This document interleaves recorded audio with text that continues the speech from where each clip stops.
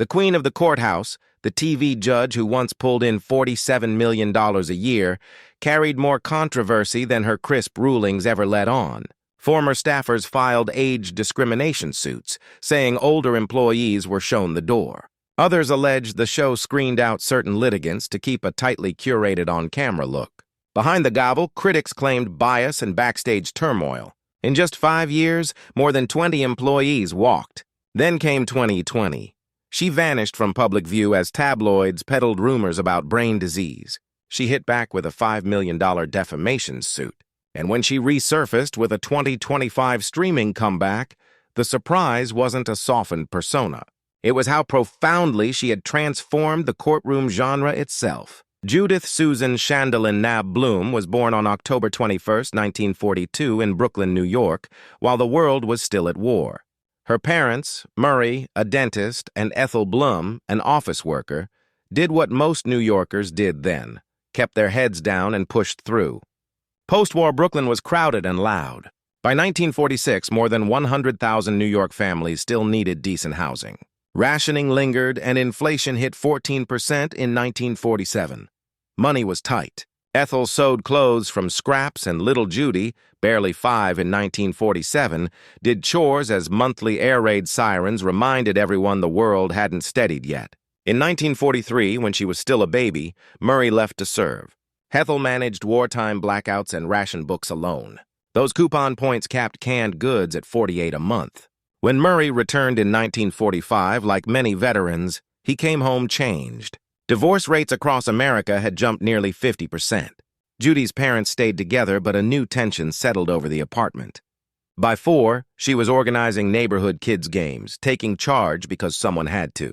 At 13 in 1955, Judy overheard a family whisper that her grandfather, Murray's father, had been a Prohibition-era bootlegger. In 1932, with unemployment around 24%, he'd moved liquor through Brooklyn, hiding bottles beneath floorboards and piggybacking on dental supply routes. In 1934, a police sweep nabbed 500 people. The family nearly lost everything.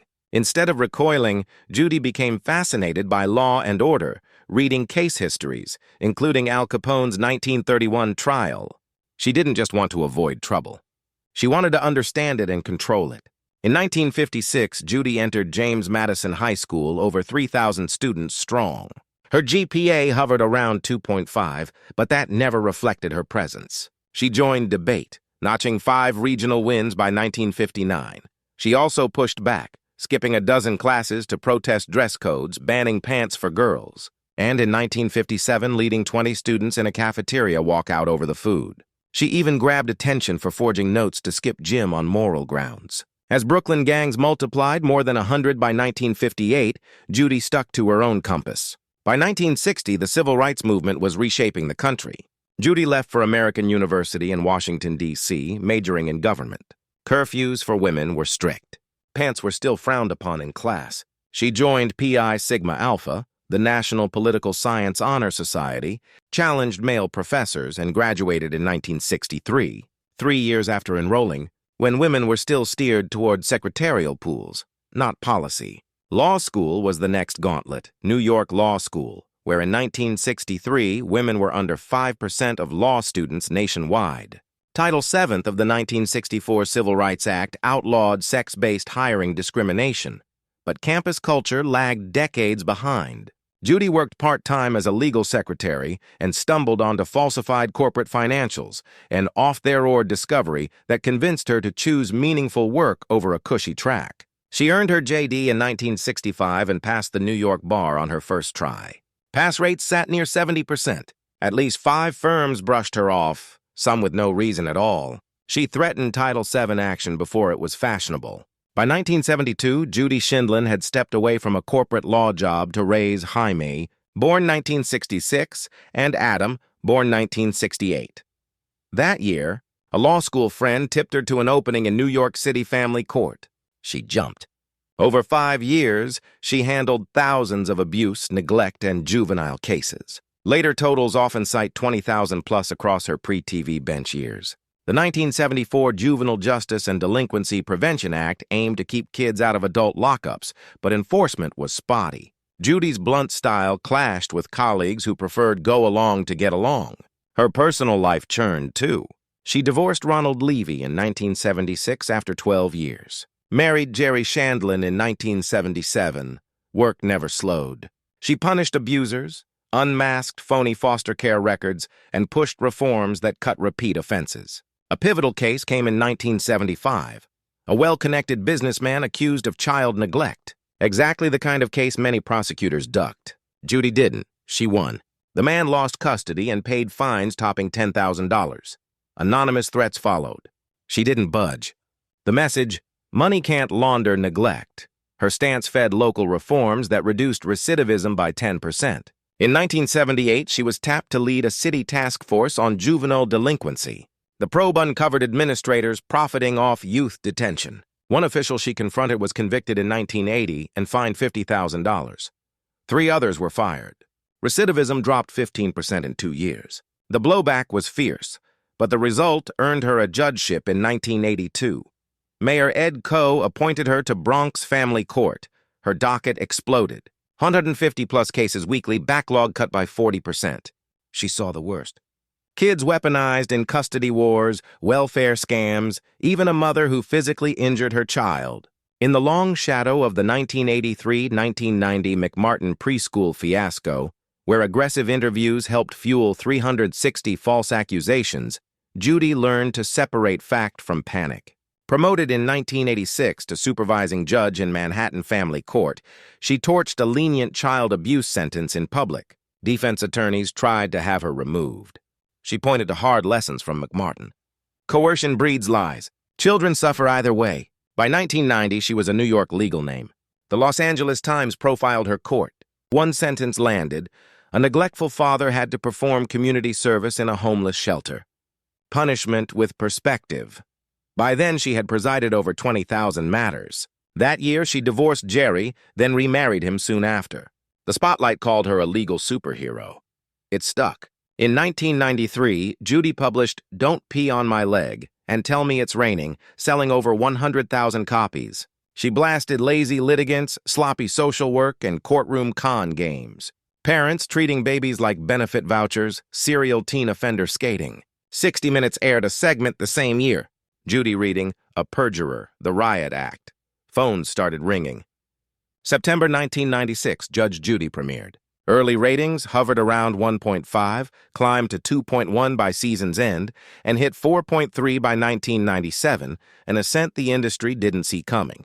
By 2009, she'd edged past Oprah with a 4.4 household rating, and the show was drawing nearly 10 million daily viewers at its peak. Memorable cases fueled the climb. A pet custody showdown with claims of assault, neuter threats, and fraud. A 1999 inheritance sprawl spiking ratings 20%. In 2001, she tore into a $7,000 Craigslist car sale scam. Viewers tipped police. Arrests followed. The money followed, too. Around this time, she was making roughly $7.8 million a year. By 2005, after 10 seasons, she negotiated $25 million annually. By 2007, $30 million. In 2010, daily viewership averaged $9.6 million, surpassing Oprah. Her personal fortune swelled toward $500 million. She bought a $24 million in properties nationwide. Network execs learned she slid a number across the table. If they balked, she walked. In 2007, former associate producer Karen Needle sued for bias and wrongful termination. Months later, producer Jonathan Sebastian filed a similar claim. Sheindlin's camp fought both and prevailed. Ratings didn't dip, they climbed. By 2008, the show drew nearly 10 million viewers a day. Judge Joseph Wapner called her discourteous. Judy shrugged. No time for mudslinging. Even controversy seemed to harden her appeal. In 2010, after 14 seasons, she finally won a Daytime Emmy. That same stretch, tough exchanges like grilling a teen over smashed TVs and a harmed pet or bringing a homeless boy to tears triggered outrage. No ethics probe followed. By then, 2,000-plus episodes had aired, averaging 6 to 7 million viewers daily. Her defense, accountability, helps the young. Excuses do not.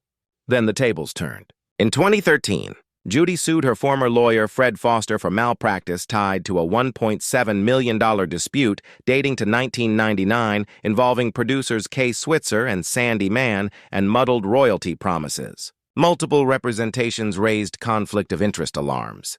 The case settled quietly. In 2022, CBS won $5 million in a related library profits fight.